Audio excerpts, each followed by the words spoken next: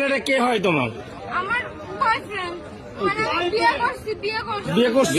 আচ্ছা, তুমি ওরা পছন্দ করো, ভালোবাসো। তোমার বাবাকে? আমার আব্বু ওই যে। ওরা আমি চিনি তো, আমার এই যে ইনি তোমার বাবা, উনি তোমার নিতে আসছে। তুমি কি তার সাথে যাবা?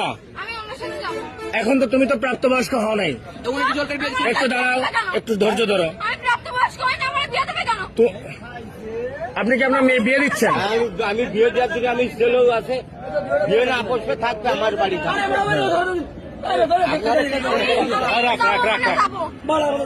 তুমি কি ওর সাথে যাবা? এখন তুমি তো প্রাপ্তবয়স্ক হও নাই। আমি ওর আব্বুর সাথে কথা বলছি।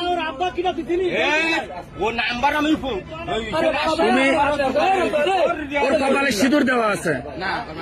আরে মুসলমান, মুসলমান কখন?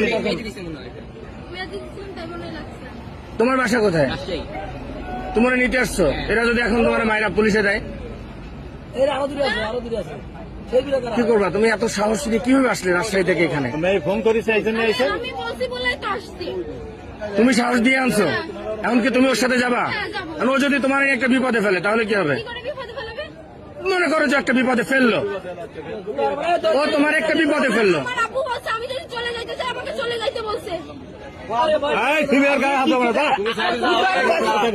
আমি যা বলছি আমি আর খেবো না, খেবো না, খেবো না, খেবো না, আমি যাবো না।